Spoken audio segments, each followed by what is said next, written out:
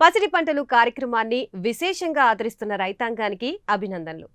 ఈ రోజు పసిడి పంటలు కార్యక్రమంలో సేంద్రియ కూరగాయల సాగులో అద్భుత ప్రతిభ కనబరుస్తున్న విద్యాధికుడు రైతు అయిన వెంకటరమణ మనతో పాటున్నారు. వారిని అడిగి సేంద్రియ కూరగాయల సాగు గురించి వివరంగా తెలుసుకుందాం. నమస్తే వెంకటరమణ. నమస్తే. ముందుగా welcome to prime 9 studios. Thank you.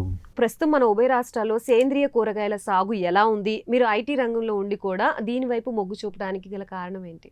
ఇప్పుడు చాలామంది దీంట్లో ఈ ఆర్గానిక్ ఫార్మింగ్లోకి వస్తున్నారు అండ్ ఎస్పెషల్లీ వెజిటేబుల్ కల్టివేషన్ పైన చాలామంది ఇటువైపు వస్తున్నారు. సో నేను వచ్చామంటే నేను అనుకోకుండా వచ్చింది ఒక 8 years క్రితము. సో కొద్దిగా అంటే ఒక ఓన్ ప్లేస్ ఉండే, అక్కడ మామిడి తోట ఉండే. సో అంటే మేము ప్లాన్ చేసుకొని వచ్చింది కదా, ఇది అనుకోకుండా వచ్చి స్లోగా అట్లా ఇంట్రెస్ట్ పెరిగి దాని తర్వాత ఈ వెజిటేబుల్ కల్టివేషన్ స్టార్ట్ చేయడం అయింది. అసలు నార్మల్గా ఈ ఆలోచన అనేది ఎప్పుడు మొదలైంది? ఏదైనా సంఘటన ఉందా ఈ ఆలోచన? అట్లా ఏమి లేదు. అంటే ఫస్ట్ అంటే మా మామిడి తోట ఉండే, సో దాన్ని ఫస్ట్ అది ఓన్ మార్కెటింగ్ చేసి సక్సెస్ఫుల్గా మార్కెటింగ్ చేసినాము. సో దాని తర్వాత కస్టమర్స్ ఇచ్చిన ఐడియా ఇది. సో మేము ఎవరైతే మ్యాంగో సప్లై చేసామో వాళ్ళు సో నెక్స్ట్ మ్యాంగో అయిపోయిన దాని తర్వాత నెక్స్ట్ ఏం ప్రోడక్ట్స్ ఇవ్వగలుగుతారంటే ఇమ్మీడియట్ రెగ్యులర్గా అవసరం అయ్యేది కూరగాయలు మాత్రమే, 365 days. సో అట్లా వచ్చిన ఐడియా మాత్రం ఇది. సో మామిడికాయల నుంచి ఇటు వెజిటబుల్స్ వైపు టర్న్ అయ్యారు. సో దానికి దీనికి డిఫరెన్స్ ఏ విధంగా అనిపించింది? దాని ప్రాసెస్ వేరుగా ఉంటుంది, దీని ప్రాసెస్ వేరుగా ఉంటుంది. కాంప్లికేషన్స్ ఏమన్నా ఉన్నాయి రెండింటికి డిఫరెన్స్? కూరగాయలు మామిడి ఏమైందంటే ఒకసారి మీరు ఈ ఇయర్ క్రాప్ రాలేదంటే మళ్ళీ మీరు ఒక 1 year వెయిట్ చేయాలి. సో కూరగాయలలో మీకు 30 రోజులు తీసుకుంటే 30 రోజులు 60 రోజులు మ్యాక్సిమం 70 daysలో మీకు రిటర్న్స్ వస్తాయి. సో ఫాస్ట్గా ఉంటుంది, పోగొట్టుకోవడం ఫాస్ట్గా ఉంటుంది, రావడం ఫాస్ట్గా ఉంటుంది. సో నాకు ఇది ఇంట్రెస్ట్ అనిపించింది మ్యాంగో కంటే. సో ఇప్పుడు మీరు జాబ్ చేస్తున్నారా? ప్రెసెంట్ వర్కింగ్ అండి. జాబ్ చేస్తూ అవునండి. అసలు ముందుగా ఈ ఆర్గానిక్ ప్రొడక్ట్స్ ని కూరగాయల్ని పండిద్దాము అని అనుకున్నప్పుడు ఏమేమి కాంప్లికేషన్స్ ఎదురయ్యాయి? దేని గురించి ఎక్కువగా శ్రద్ధ పెట్టాల్సిన అవసరం వచ్చింది? అన్ని కాంప్లికేషన్స్, ఎందుకంటే ఏమి బేసిక్స్ ఏమీ తెలియదు, అసలు దాని గురించి ఏమీ తెలియదు కాబట్టి అన్ని కాంప్లికేషన్స్ ఉండే. సో ఎవరు అడిగినా ఇదే చెప్తుండే, అగ్రికల్చర్ అంటేనే వద్దు అంటుండే. మళ్ళీ దాంట్లో కూరగాయలు అంటే ఇంకా అసలు మార్కెట్ రేట్ ఉండదు, ఒక్కొక్క సీజనల్ ప్రాబ్లమ్స్ ఉంటాయి. సో అట్లా అన్ని ప్రాబ్లమ్సే చెప్తుండే. సో అక్కడ ఇంట్రెస్ట్ పెరిగింది, అందరు ప్రాబ్లమ్స్ చెప్తారు, మళ్ళీ ఇది డైలీ అందరికీ అవసరమయ్యేవి ఇవి. సో అట్లా తెలుసుకుందాం అదని చెప్పి స్లోగా ఆ ఇంట్రెస్ట్ స్టార్ట్ అయ్యింది. ప్రస్తుతం అసలు మీరు ఎన్ని రకాల కూరగాయలు సాగు చేస్తున్నారు? మేము ఆల్మోస్ట్ ఇప్పుడు మినిమం ఎప్పుడు త్రూఅవుట్ ద ఇయర్ మా దగ్గర ఒక 12 to 15 వెరైటీస్ ఉంటాయి, మ్యాక్సిమం 25 వెరైటీస్ ఉంటాయి. సో మేము ఫస్ట్ చేసింది ఏమి అంటే చిన్న ప్లేస్లో అంటే ఒక 1/2 ఎకరంలో 10 రకాలు పండించినాము. దాని తర్వాత 1/2 ఎకర్లో 18 రకాలు పండించినాము. మళ్ళీ ఒక 6 గుంటల్లో 6 రకాలు పండించినాము. సో అంటే ఇట్లా ఫేజ్ బై ఫేజ్ చేసుకుంటూ వచ్చినాము. ఇప్పుడు ఒకేసారి కంప్లీట్ మొత్తం వేయకోకుండా స్టెప్ బై స్టెప్ అట్లా ఫస్ట్ చిన్న ప్లేస్ లో చేసినాము. సో అంటే మీకు ఏమన్నా లాస్ అయినా కూడా తక్కువ పోగొట్టుకుంటారు. సో అట్లా step by step year by year పెంచుకుంటూ ల్యాండ్ పెంచుకుంటూ వచ్చినాము. ఇప్పుడు ప్రజెంట్ 12 acres లీజ్ ల్యాండ్ లో చేస్తున్నాము. ఓకే. సో ఫస్ట్ సారి క్రాప్ వేసినప్పుడు కొంత ప్లేస్ లోనే వేసారన్నారు కదా, ఆ టైం ఎక్స్పీరియన్స్ ఏ విధంగా ఉంది? వచ్చింది అదే ఏమంటారు, ఈ మెయిన్ ప్రాబ్లం ఏమిటంటే ఈ ఆన్లైన్లో యూట్యూబ్లో చెప్పడము గ్రౌండ్ రియాలిటీ చాలా డిఫరెన్స్ ఉండే, అది తెలుసుకున్నాము. సో ఇంకొకటి ఏమంటే ఏదో ఒక పద్ధతి ఏదో ఒక మెథడ్ ఫాలో అయితే రాదు అని తెలుసుకున్నాము. సో అట్లా ఒక 2-3 years డిఫరెంట్ మోడల్స్ డిఫరెంట్ పద్ధతులు ఉన్నాయి. సో దాన్ని కస్టమైజ్ చేసిన దాని తర్వాత ఒక 3 years తర్వాత నుంచి ప్రాబ్లమ్స్ లేవు మాకు. సో ఇదే ఒక బిజినెస్గా ఎంచుకునే వాళ్ళకి మీరేం చెప్తారు? ఎటువంటి సలహాలు సూచనలు ఇస్తారు? ఎవరు చేయాలనుకున్నా ఫస్ట్ ఒక 1/2 acre లేదు అంటే ఒక 1/4 ఎకరంలోనే స్టార్ట్ చేయాలి. అట్లీస్ట్ ఒక 1-2 cycles క్రాప్ సైకిల్స్ చూసిన తర్వాత వాళ్ళకి ఐడియా వస్తుంది. అంటే ఏ యూట్యూబ్ కానీ ఎవరు చెప్పినా కూడా మనం ఓన్ ఎక్స్పీరియన్స్ అయ్యేదాకా, మనకు ఓన్ కాన్ఫిడెన్స్ వచ్చేదాకా లార్జ్ స్కేల్లో వెళ్ళదు, ఎస్పెషల్లీ కూరగాయలు. సో చాలా మంది అనుకుంటారు ఒకేసారి వేసేస్తే నెక్స్ట్ టమాటోకి రేటు పెరిగిద్ది, లేకపోతే సమ్ వెజిటబుల్కి రేటు పెరిగిద్ది అని చెప్పి ఎస్టిమేషన్ వేసి వేసేస్తుంటారు. సో అలాంటి టైం అప్పుడు ప్రైజెస్ ఫ్లక్చువేషన్స్ జరుగుతూ ఉంటాయి మార్కెట్లో. అవును. దాన్ని ఎలా రిసీవ్ చేసుకుంటారు? ఆ లాస్ని ఎలా మేనేజ్ చేయాలి? యాక్చువల్లీ ఎప్పుడు మోనోక్రాప్ అనేది మీకు లాటరీ, అది మీకు వస్తుంది రాదు. సో మేము అంటే ఫ్రమ్ ద బిగినింగ్ అంటే ఏం ఐడియా లేకుండా చేసింది ఏమిదంటే లైక్ ఏ శాలరీ లాగా రావాలి ఫార్మర్కి. సో దాని తగ్గట్టు అంటే ఏవి ఓవర్ ప్రొడక్షన్ ఉండొద్దు. కస్టమర్కి అవసరం అయ్యేది ఫస్ట్ ఏమంటారు, కూరగాయలలో తీసుకుంటే మీకు ఎక్కువ కన్జ్యూమ్ అయ్యేది టమాటో, మిర్చి, దాని తర్వాత పాలకూర, కొత్తిమీర. సో మిగతావన్నీ కూరగాయలు కొద్దిగా అంటే ఒక యావరేజ్ ఒక 4 మెంబర్స్ ఉన్న ఫ్యామిలీకి ఒక 3-4 kgs క్యాలిక్యులేట్ చేసుకొని సో మనం ఎంతమందికి సప్లై చేయాలని దాన్ని బట్టి వేస్తాం తప్ప ప్లేస్ ల్యాండ్ ఉందని కల్టివేట్ చేయము. సో అట్లా మీకు ఏమిదంటే లాస్ అనేది తక్కువ ఉంటుంది, కస్టమర్కి ఎంత కావాలో అంతే ఇవ్వగలుగుతాము. సో మనం ఈ ప్రొడక్ట్స్లో చూసుకున్నట్టయితే ఎఫ్ఎంసీజీ ప్రొడక్ట్స్ ఎలాగో, మిల్క్, బ్రెడ్ ఎట్లాగో, అలాగే కూరగాయల్లో కూడా బేసిక్వి ఎక్కువగా కాన్సన్ట్రేషన్ చేస్తే అది ఉండాలి మీకు. సో మీకు అంటే తక్కువ ప్రైస్ అయినా కూడా మీకు వరీ ఉండదు, ఎందుకంటే మీరు తక్కువ క్వాంటిటీలో ఎంత క్వాంటిటీలో మీకున్న కస్టమర్ బేస్ని బట్టి లేకుంటే మీ మార్కెట్ అవైలబిలిటీని బట్టి పండియాలి తప్ప మన దగ్గర ప్లేస్ ఉందని పండిస్తే మీకు డెఫినెట్లీ లాస్ అవుతారు, ఎందుకంటే మార్కెట్ ప్రైస్ మన కంట్రోల్లో లేదు అది. సో ఈ ప్రైస్ ఫ్లక్చువేషన్స్ గురించి మనం మాట్లాడుకున్నాం. ఇటు వాతావరణం గురించి మాట్లాడుకుంటే రీసెంట్ టైమ్స్లో వరి కానీ పత్తి కానీ చాలామంది నష్టపోతూ ఉన్నారు వర్షాలు పడడం వల్ల, లేకపోతే పత్తి తడిసి. సో ఇటువంటి సిచ్యువేషన్స్ ఏమైనా వెజిటబుల్స్ క్రాప్కి అడ్డంకులు ఉంటాయా? ప్రతి సీజన్ డెఫినెట్గా ఎఫెక్ట్ ఉంటుంది, ఎందుకంటే మేము చేసేది మల్టీ వెజిటేబుల్స్ కాబట్టి ప్రతి సీజన్లో ఒకటి దానికి ఆ సీజను సపోర్టివ్గా ఉండదు. సో ఆబ్వియస్లీ ప్రాబ్లం ఉంటుంది. సో అందుకే మల్టీ వెజిటేబుల్స్లో ఉన్న అడ్వాంటేజ్ ఏమిదంటే మీకు ఆ సీజన్లో ఇబ్బందులు కొన్ని పోయినా కూడా అట్లీస్ట్ మినిమం గ్యారంటీగా మన చేతి నుంచి డబ్బులు పడకుండా బయటపడవచ్చు. సో మీరు అబ్జర్వ్ చేసిన ప్రకారంగా ఈ సీజన్లో ఈ వెజిటేబుల్ వేస్తే బెటర్ అని చెప్పి ఎనాలిసిస్ ఏమైనా చేశారా? అది ఎప్పుడు చేయలేదండి, అదే అంటున్నాను, లాటరీ అది మోనోక్రాపింగ్ అట్లా చేయడం, అది పోయిన సీజన్ ఉందని ఈ సీజన్ ఉంటుందని గ్యారంటీ లేదు. సో మనం ఎప్పుడు అంటే మార్కెట్కి మనకి ఓన్ మార్కెటింగ్ సెట్ చేసుకున్నాం కాబట్టి వాళ్ళ రిక్వైర్మెంట్కి తగ్గట్టు మనం పండిస్తాం తప్ప మార్కెట్ ప్రైజెస్తో దాంతో సంబంధం లేకుండా కల్టివేట్ చేస్తాం. సో మనకి దాంతో ఎప్పుడు అనాలిసిస్ చేయాలి మార్కెటింగ్. సో అవుట్ సైడ్ నుంచి ఎటువంటి సోర్సు లేదు మన క్రాప్ని కాపాడుకోవడానికి, ఇటు వాతావరణం ప్రకారంగా ఇటు మార్కెట్ ఫ్లక్చువేషన్ ప్రకారం. కానీ ఈ ఇన్సైడ్ ద సస్య రక్షణ అనేది చాలా ఇంపార్టెంట్. సో దాన్ని ఎలా రక్షిస్తారు? వాటి వల్ల ఎటువంటి నష్టం రాకోకుండా కాపాడుకోవచ్చు? అంటే మీరు దీంట్లో మెయిన్ ఆర్గానిక్ ఫార్మింగ్లో మెయిన్ వచ్చేసి ప్లానింగ్ ఉంటుంది మీకు. అంటే ట్రాప్ క్రాప్స్ కానీ అట్రాక్షన్ ఎర్ర పంటలు అంటారు, ఆకర్షక పంటలు అంటారు. ఫస్ట్ అవి వేసిన తర్వాత మెయిన్ క్రాప్ వేస్తాము. సో మల్టీ వెజిటేబుల్స్లో ఉన్న మెయిన్ అడ్వాంటేజ్ ఏంటంటే మీకు న్యాచురల్గా పెస్ట్ తక్కువ ఉంటుంది, డిఫరెంట్ క్రాప్స్ ఉంటుంది కాబట్టి మీకు పెస్ట్ అనేది మోనోక్రాపింగ్ కంటే తక్కువ ఉంటుంది. సో ఎన్ని చేసినా pest is also part of the nature, అది డెఫినెట్గా వస్తుంది. సో దానికి ఏం చేస్తామంటే ఎవ్రీ 10 days అంటే ఒక స్కెడ్యూల్ లైక్ ఏ ప్రాజెక్ట్ రిపోర్ట్ లాగా తయారు చేసుకుంటాము. సో ఏ డే సోయింగ్ చేయాలి, ఏ డే ట్రాన్స్ప్లాంటేషన్ చేయాలి, ఎక్కడి నుంచి ఫర్టిగేషన్ కానీ స్ప్రేయింగ్స్ కానీ ఎట్లా స్టార్ట్ చేయాలి, ఒక ప్రాపర్ స్కెడ్యూల్ ఉంటుందన్నమాట. సో అవసరం ఉన్నా లేకున్నా ఏమిదంటే ఎవ్రీ 10 to max 15 days ఇంటర్వెల్లో వేప గింజల కషాయం కానీ నీమ్ ఆయిల్ కానీ స్ప్రే చేస్తూ ఉంటాం. దాంతోపాటు ఈ బయో ఏజెంట్స్. సో ఇవంతా స్కెడ్యూల్ ప్రకారం నడుస్తుంది కాబట్టి మనం పురుగు ఉందా లేదా అనేది చూడము. ఆ స్కెడ్యూల్ ప్రకారం వెళ్తే మీకు మ్యాక్సిమం ఏ ఇబ్బందులు ఉండదు. వివిధ రకాల కూరగాయల సాగు అనేది చేస్తున్నారు కాబట్టి ఇంకా కాంప్లికేషన్స్ ఎక్కువ ఉండే అవకాశం ఉంటుంది, ఎందుకంటే ఒక్కొక్క దానికి ఒక్కొక్క రకంగా కేర్ తీసుకోవాల్సిన అవసరం ఉంటుంది. సో అటువంటి దానికి ఎటువంటి శ్రద్ధ అనేది తీసుకోవాల్సి? యాక్చువల్లీ డిసీజ్ పరంగా పెద్ద కాంప్లికేషన్స్ ఉండవు, only water management, nutrition management అది కొద్దిగా కాంప్లెక్స్డ్గా ఉంటుంది. సేమ్ ఒకటేసారి మీరు ఒక 10-15 మంది పిల్లల్ని పెంచినట్టు. సో ఒక్కొక్కరు డిఫరెంట్ స్టేజ్లో ఉంటారు, ఒక్కొక్కరు డిఫరెంట్ రిక్వైర్మెంట్ ఉంటుంది. సో ఈ 7-8 yearsలో ఏమంటే మాకు ఆ లాజిక్ అర్థమైపోయింది, ఎట్లా అంటే ఇక్కడ ఏ క్రాప్ పక్కన ఏ క్రాప్ వేయాలి, దేనికి న్యూట్రిషన్ ఎక్కువ అవసరం ఉంటుంది, తక్కువ అవసరం ఉంటుంది, దేనికి పెస్ట్ ఎక్కువ వస్తుంది. సో ఆ లాజిక్ తెలవడం వల్ల సో మేనేజ్మెంట్ మాకు ఈజీ అయిపోయింది ఇప్పుడు. సో మీరు చెప్తున్నారు దీని పక్కన ఏది వేయకూడదు, ఏది వెయ్యాలి అనేది. అవును. మీరు అబ్జర్వ్ చేసిన ఏమైనా కొన్ని ఎగ్జాంపుల్స్ చెప్తారు? ఉన్నాయి. ఇప్పుడు మీరు టమాటోలో కీరా పెట్టవద్దు. Okay. Actually legume family beans కానీ, చిక్కుడు కానీ అన్నిటికీ మంచిది. కాకపోతే సేమ్ లాజిక్ మీకు మిరపలో అప్లై కాదు.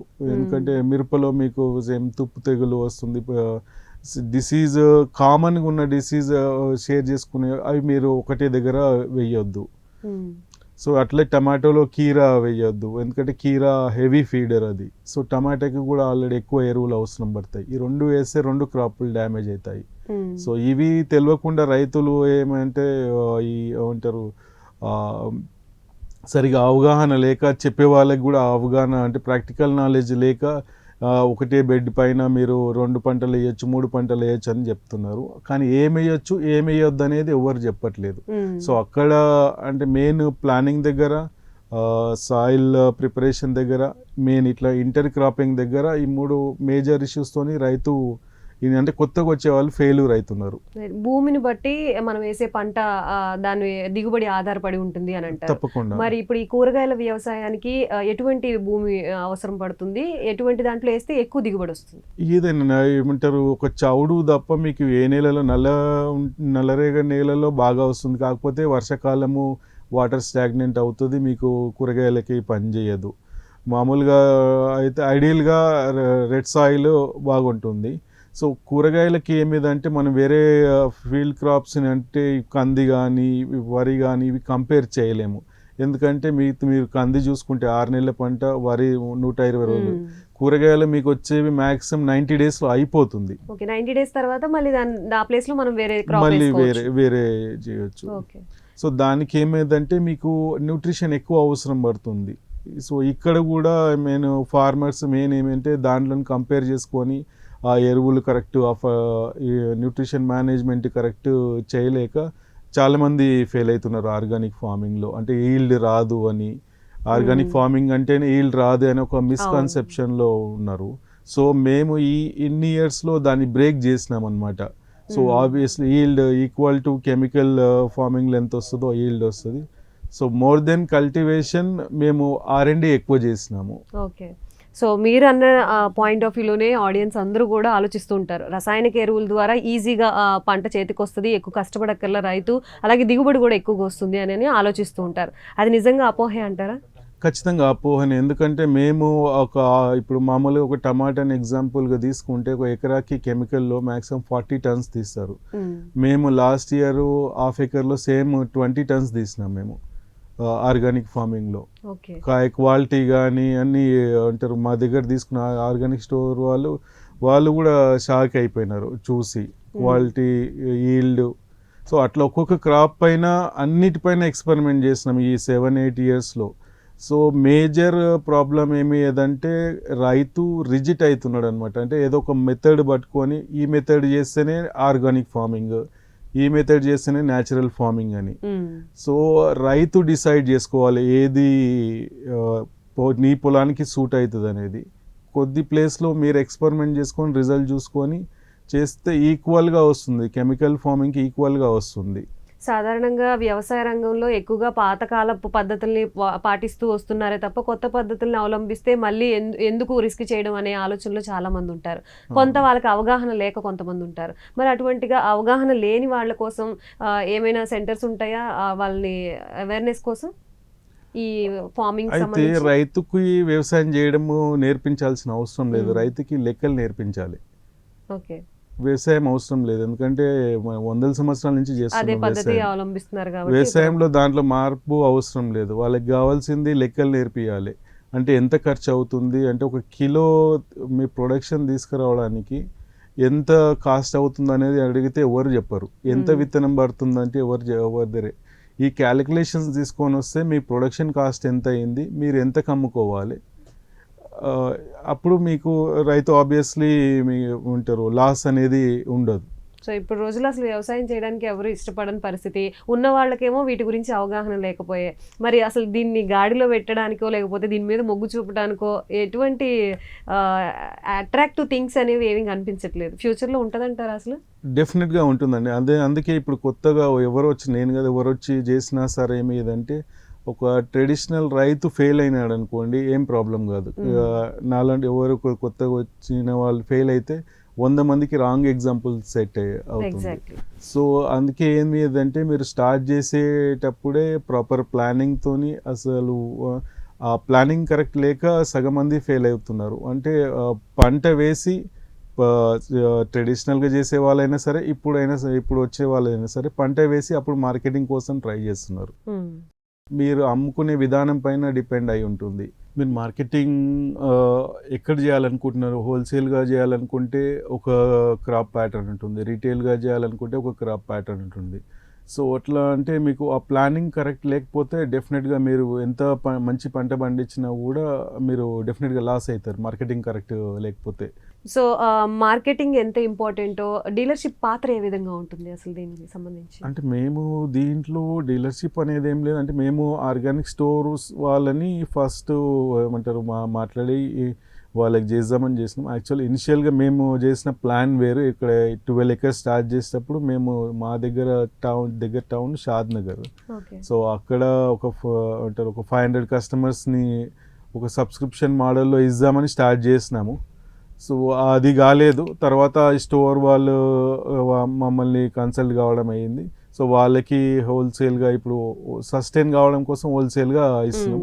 మళ్ళీ స్లోగా ఆ రిటైల్ కూడా వీక్లో ఒక 1 day చేస్తున్నాం. సో అట్లా మిక్స్డ్ చేస్తున్నాము. సో ఫస్ట్ అలవాటు చేయడానికి అసలు ప్రొడక్ట్ క్వాలిటీ ఫస్ట్ మన దగ్గర ప్రొడక్షన్ మూవ్ కావాలి, మనకి అది ఎంతో అంత డబ్బులు రావాలి, మంచి ఎదుగుడు పడకుండా. సో దాని తర్వాత దాని ఇంకా మార్కెటింగ్ ఇంకా ఎంత మంచిగా డిఫైన్ చేసుకుంటారు అనేది అది మన చేతుల్లో ఉంటుంది. సో ఐ థింక్ మీరు తీసుకున్న డెసిషన్ కరెక్టే. సబ్స్క్రిప్షన్ వైజ్ అయితే కొంతమంది డ్రాప్ అవుతూ ఉంటారు, ఇలా హోల్సేల్గా అయితే ఫిక్స్డ్గా వాళ్ళు కన్ఫామ్గా లంసం తీసుకుంటారు కదా. అవును. అయితే మా దగ్గర ఉన్న మెయిన్ అడ్వాంటేజ్ ఏదంటే ఆల్మోస్ట్ తెలుగు స్టేట్స్లో ఒక్కరి దగ్గర 25 varieties దొరకవు. ఓకే. సో అట్లా అదే మా మార్కెటింగ్ స్ట్రాంగ్ అంతే. సో అట్లా వాళ్ళకి కూడా ఏమవుతుందంటే మన దగ్గరకు వచ్చే వాళ్ళకి ఈవెన్ రిటైల్గా కానీ హోల్సేల్గా కానీ ఒకటే దగ్గర మీకు ఎక్కువ వెరైటీస్ దొరుకుతాయి కాబట్టి సో మన దగ్గరికి వస్తారు. సో చాలా మంది ఇప్పుడు ఫ్రూట్స్ పరంగా చూసుకుంటే డ్రాగన్ ఫ్రూట్ కానీ లీచీ కానీ ఇలాంటివి వేస్తూ ఉంటారు, ఎక్కువగా కాస్ట్లీయెస్ట్ ఫ్రూట్ కింద ఎక్కువ పర్చేస్ చేస్తారు కదా సిటీస్లో. అలా మీరేమైనా సిటీస్కి సంబంధించి సెపరేట్గా కొన్ని వెజిటబుల్స్, ఇటు capsicum, red capsicum, yellow capsicum అవి కాస్ట్లీ ఉంటాయి కదా, అలాంటివి ఏమైనా ట్రై చేశారా? Red capsicum, yellow capsicum maximum restaurants తీసుకుంటారు. ఇంట్లో ఎప్పుడో ఒకసారి రేర్గా పిల్లలు ఇప్పుడు శాండ్విచ్ పిల్లలు తక్కువగా అడుగుతారు, కన్జంప్షన్ తక్కువ ఉంటుంది మీకు. అంటే జనరల్గా మార్కెటింగ్ ప్రాబ్లం ఉంటుంది, ఓన్లీ రెస్టారెంట్స్ని కన్సల్ట్ కావాల్సి వస్తుంది. మేము గ్రీన్ క్యాప్సికమ్ వేస్తాము. ఇప్పుడు అది ఎక్కువ మొత్తంలో ఒక 1/2 acre పెట్టినాము. మీ ఫామ్ చూడొచ్చా? ఎవరైనా వచ్చి చూడాలనుకుంటే ఎలా కాంటాక్ట్ అవ్వాలి? ఆన్లైన్లో ఏమైనా వెబ్సైట్స్ ఉందా దీనికి? ఫేస్బుక్ పేజ్ ఉంది, ఇంకా వెబ్సైట్. యాక్చువల్లీ ఎపిఓ స్టార్ట్ అవుతుంది సూన్, ఇంకొక 15-20 daysలో ఆహార సిరి అని మా ఫామ్ పేరు. సో ఫామ్ నెంబర్ వచ్చేసి 6363641965. సో ఈ నెంబర్కి ఫోన్ చేసి ఎప్పుడైనా ఎవరైనా ఇప్పుడు, ఎందుకంటే మా దగ్గర స్టోర్ వాళ్ళు కూడా ఫస్ట్ నేను వాళ్ళని డైరెక్ట్ వచ్చి చూసుకొని తీసుకెళ్ళమంటే, ఈవెన్ మా దగ్గర రిటైల్ తీసుకునే కస్టమర్స్ని కూడా డైరెక్ట్ ఎనీ టైం వాళ్ళు విజిట్ చేయొచ్చు. ఓన్లీ ఫస్ట్ టైం మాకు చెప్తే ఫామ్కి రావడానికి అసిస్ట్ చేయడానికి ఫోన్ చేయాలి తప్ప నెక్స్ట్ టైం అది కూడా అవసరం లేదు. వాళ్ళు they can come down any time, వాళ్ళు విజిట్ చేయొచ్చు. సో అంటే అథెంటిక్ ఏమంటారు, ఆ నమ్మకాన్ని క్రియేట్ చేస్తూ ఉన్నాము. ఎందుకంటే ప్రతి ఒక్కరికి డౌట్ ఉంటుంది, ఆర్గా నిజంగానే చేస్తున్నారా, పాసిబులా అదని ఉంటుంది. సో మా కస్టమర్కి ఎప్పుడు చెప్పేది ఏమిటంటే మీరు ఎనీ టైం మీరు రండి, ఓన్లీ ఫస్ట్ టైము ఆ ఫార్మ్ రూట్ కోసం గైడెన్స్ కోసం ఫోన్ చేయండి అంతే. తర్వాత మీకు తెలిసిన తర్వాత మీరు ఎప్పుడన్నా రావచ్చు. సో మాకు కూడా భయం ఉంటుంది, ఎప్పుడు ఎవరు ఏ టైంకి వస్తారో తెలియదు కాబట్టి. సో అంత రెస్పాన్సిబుల్ గా వర్క్ అనేది ఉంటుంది అప్పుడు. సో ఇంటిగ్రిటీ అనేది ఇంపార్టెంట్, ఎందుకంటే కస్టమర్స్ పే చేస్తున్నారు కాబట్టి వాళ్ళ డబ్బులకు అంటే అథెంటిసిటీ అనేది మనం క్రియేట్ చేయాలి. సో ఈ మధ్య కాలంలో చాలా మంది తక్కువ పొలంలోనే మనం ఎక్కువగా సాగు చేయొచ్చు అనే పాయింట్ ఆఫ్ లో ఉన్నారు. నిజంగా అది సాధ్యమా? అది 100% పాసిబుల్ అండి. ఎందుకంటే మేము హాఫ్ ఎకర్లో దాదాపు 18 రకాలు పండించినాము, పావు ఎకర్లో 10 రకాలు పండించినాము. ఇంకా తక్కువ పొలంలోనే మీరు లాస్ లేకుండా చేయొచ్చు. యాక్చువల్లీ ఎక్కువ పొలంలో డబ్బులు ఎక్కువ వస్తాయి అనుకుంటారు, కానీ రిస్క్ ఎక్కువ ఉంటుంది, మీకు వచ్చేది ఎక్కువ ఉంటుంది, పోగొట్టుకునేది ఎక్కువ ఉంటుంది. తక్కువ పొలంలో అయితే మినిమం సేఫ్గా ఉంటారు, మ్యాక్సిమం నష్టం రాకుండా చేయొచ్చు. సో మీరు కానీ ఎవరికైనా సజెస్ట్ చేశారా? సో ఇటువంటి ఫార్మింగ్ కరెక్ట్ గానే ఉంది, దీని మీద కూడా ఇన్కమ్ మంచిగా వస్తుందని ఎవరికైనా సజెస్ట్ చేసి మీరు పెట్టించిన వాళ్ళు ఎవరైనా ఉన్నారా? ఉన్నారు. ఎందుకంటే మేము అదే అంటే మాకు ఒక సెట్ ఆఫ్ ఎక్స్పీరియన్స్ వచ్చిన తర్వాత ఏమిదంటే మేము ఎక్కువ వర్క్ చేసింది అంటే పండించడం కంటే పండించే ఎన్ని రకాలుగా పండించడమో అది బాగా R&D చేసినాము. సో అందుకే ఎవరికి రాని అంటే మేము ఎప్పుడు అంటే పక్క ఫార్మర్నో ఇంకోనో కాంపిటీషన్ పెట్టుకోము, మేము కెమికల్ ఫార్మర్తో కాంపిటీషన్ చేస్తాం అనమాట. అంటే అక్కడి వరకు ఈల్డ్ తీసుకొచ్చినాం మేము. సో చాలా మందికి గైడెన్స్ ఇస్తాం. మా ఫామ్లో కూడా ఏమంటారు every second Saturday, fourth Saturday ఫార్మర్స్కి ట్రైనింగ్ ఇస్తాం అనమాట. సో దీనిపైన ఉన్న ఈ మిస్కన్సెప్షన్స్, మెయిన్ ఈల్డ్ రాదు, పెస్ట్ కంట్రోల్ కాదు, సో ఇవన్నీ మిస్కన్సెప్షన్స్ అనేది క్లియర్గా ప్రాక్టికల్గా ఎక్స్ప్లెయిన్ చేస్తాము. ఈ కూరగాయల సాగులో ప్రాథమికంగా వచ్చే సమస్యలు ఏంటి అంటే ఏం చెప్తారు? సమస్యలు అంటే ఏమీ లేదండి, మీకు కరెక్ట్ ప్లానింగ్ చేసుకోకపోతే ఏమంటారు, ఎస్పెషల్లీ మల్టీ వెజిటేబుల్లో మోనోక్రాప్లో నాకు తెలియదు, ఎందుకంటే నేను ఇంతవరకు చేయలేదు మోనోక్రాప్. సో మల్టీ వెజిటేబుల్లో ఏంటంటే ఫస్ట్ మీరు కాన్స్టెంట్గా ఇవ్వడం, అది 10 రూపీస్కి 1 రూపీ వచ్చినా సరే ఏంటంటే ఆ చైన్ బ్రేక్ అయ్యింది అనుకోండి, డబ్బులు మీరు ఇవ్వాల్సి వస్తుంది. ఆ చైన్ బ్రేక్ కాకుండా మీరు అంటే కాన్స్టెంట్గా మీరు ఆ రొటేషన్ చేసుకున్నారనుకోండి, కరెక్ట్ ప్లాన్ చేసి చేసుకుంటే 10 రూపాయలు వచ్చే దగ్గర ఒకసారి మార్కెటింగ్ ఇబ్బందితో రూపాయి రావచ్చు, 2 రూపాయలు రావచ్చు, కానీ నష్టం అనేది ఉండదు మీకు. అది కాన్స్టెంట్గా మీరు పంటలు ఇవ్వలేరు అనుకోండి, ఫస్ట్ మీరు కస్టమర్ కానీ మీ దగ్గర వచ్చే హోల్సేల్ వాళ్ళు కానీ నమ్మకం కోల్పోతారు ఇవ్వలేరు అని. సో అది బ్రేక్ అయినప్పుడు మీకు మార్కెటింగ్ ప్రాబ్లం అవుతుంది. సో ఈ మల్టీ వెజిటబుల్ క్రాపింగ్ వల్ల ఇంకో అడ్వాంటేజ్ అంటే ఒకటి పోకపోయినా ఇంకొకటి పోయే ఛాన్స్ ఉంటుంది కాబట్టి రైతుకి నష్టం కలిగే స్కోప్ తక్కువ. యావరేజ్ ప్రైస్ వస్తుంది మీకు. ఒకటి 40-50 రూపాయలు ఉన్నా, ఇంకొకటి 10-20 రూపాయలు ఉన్నా, కామన్ గా తీసుకుంటే ఒక 25-30 రూపాయలు యావరేజ్ ప్రైస్ వస్తుంది.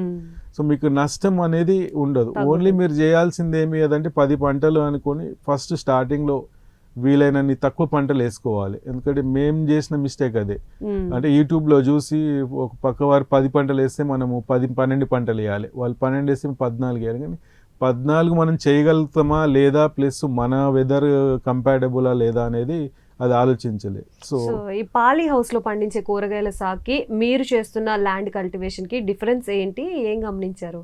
ఓపెన్ కల్టివేషన్కి ప్రొటెక్టెడ్ కల్టివేషన్కి డెఫినెట్గా తేడా ఉంటుంది. క్వాలిటీలో కానీ ఇబ్బందులు కానీ కొద్దిగా తక్కువ ఉంటాయి.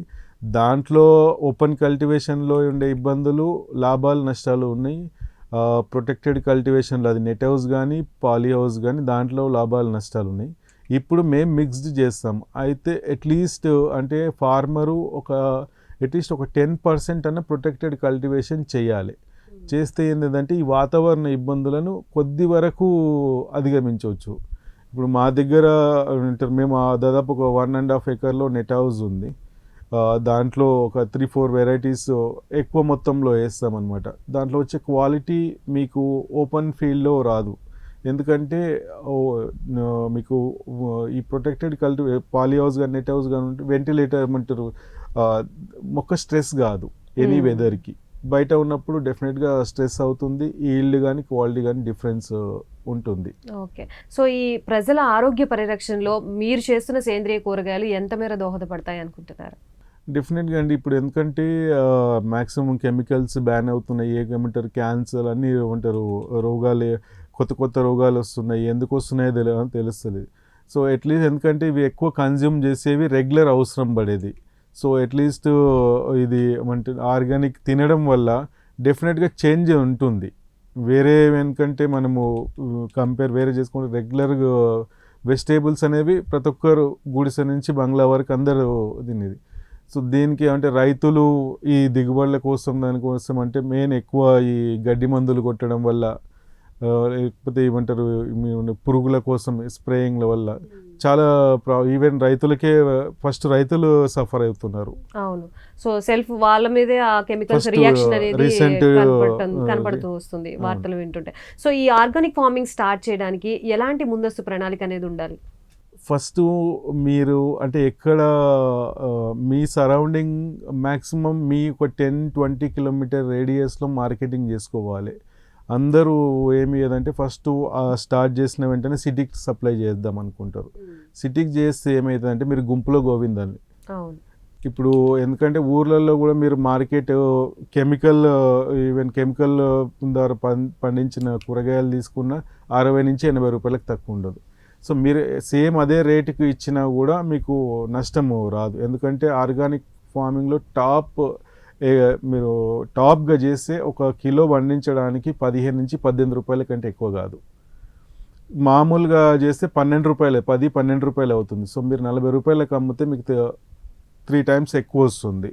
సో మీరు ఫస్ట్ ఎక్కడ చేసుకోగలుగుతారు అనేది మీ సరౌండింగ్లో చేసుకోవాలి. మీ సరౌండింగ్లో ఎవరు ఉన్నారు అనేది కూడా మ్యాటర్. ఇప్పుడు ఎందుకంటే షాద్నగర్ లాంటి టౌన్లో ఏమైంది అంటే ఇప్పుడు బయట నుంచి వచ్చిన వాళ్ళు ఎక్కువ, నార్త్ ఇండియన్స్ ఎక్కువ, చుట్టుముట్టు కంపెనీల వల్ల బయట నుంచి వచ్చిన వాళ్ళు ఎక్కువ ఉన్నారు. నార్త్ ఇండియన్స్ ఉంటే వాళ్ళ ఫుడ్ హ్యాబిట్స్ ఒకటి ఉంటుంది, ఆంధ్ర ఉంటే ఒక ఫుడ్ హ్యాబిట్స్ ఉంటాయి, తెలంగాణ ఉంటే ఒక. సో వాళ్ళని అంటే ఎవరున్నారు మన సరౌండింగ్లో ఎవరున్నారు వాళ్ళని బట్టి ఈ పంటలు ప్లాన్ చేసుకోవాలి. సో ఫస్ట్ స్టార్టింగ్ వీలైనన్ని తక్కువ పంటలు తక్కువ ప్లేస్లో చేయాలి. 1-2 క్రాప్ సైకిల్స్ చూసిన తర్వాత కాన్ఫిడెన్స్ వచ్చిన తర్వాత దాన్ని 1 acre చేయొచ్చు, 100 acres చేయొచ్చు. సేంద్రియ వ్యవసాయంలో మీరు ఎక్కువగా క్రిమికీటకాలని ఇది చేయడం కోసం వాడిన ఇంగ్రీడియంట్స్ అసలు ఏంటి? ఈ ఫస్ట్ స్టార్టింగ్లో ఈ రైతులని అప్రోచ్ అయినప్పుడు ఒక్కొక్కటి చెప్తా ఉన్నారు. మేము కూడా పాటించినాం. అవి కొద్ది వరకు ఒక్కొక్క పద్ధతిలో ఒక లిమిటేషన్ ఉంటుంది డెఫినెట్గా. సో రైతులు ఏం చేస్తున్నారు అంటే అదే దాన్ని పట్టుకొని అది సక్సెస్ఫుల్ పని చేయక, ఎందుకంటే కెమికల్లో పని చేసినంత ఫాస్ట్గా దీంట్లో పని చేయదు. సో ఫస్ట్ దీంట్లో ఏంటంటే ప్రివెంటివ్గా చేయాలి. ఏది చేసినా ఎవరు చేసినా ప్రివెంటివే చేయాలి. సో దాంట్లో మేము ఎక్కువ పెస్ట్కి హోమియో మెడిసిన్స్ వాడతాము. సో అవి స్ట్రైట్ ఫార్వర్డ్ సొల్యూషన్ అనమాట మీకు. Right, thank you so much అండి ఫర్ బీయింగ్ హియర్ అండ్ చాలా చక్కగా వివరించారు ఆడియన్స్కి కూడా. ఈ కార్యక్రమం చూసిన వాళ్ళు నెక్స్ట్ ఈ మల్టిపుల్ వెజిటబుల్స్ వేయడానికి ఇంట్రెస్ట్ చూపించేటట్టుగా చెప్పారు ప్రతి సమాధానం కూడా. Thank you. సో ఇది ఈనాటి రైతు ప్రయోగశాల సమర్పించు పసిడి పంటలు కార్యక్రమం. మరో పంటతో మళ్ళీ కలుద్దాం. అంతవరకు సెలవు, నమస్కారం.